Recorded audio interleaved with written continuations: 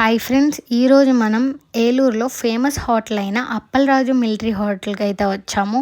ఈ హోటల్ మనకి స్వతంత్రం రాకముందు నుంచి ఉంది అని చెప్తూ ఉంటారండి. ఇక్కడ మనకి చికెన్ పండుగప్ప అయితే ఫేమస్ అంట.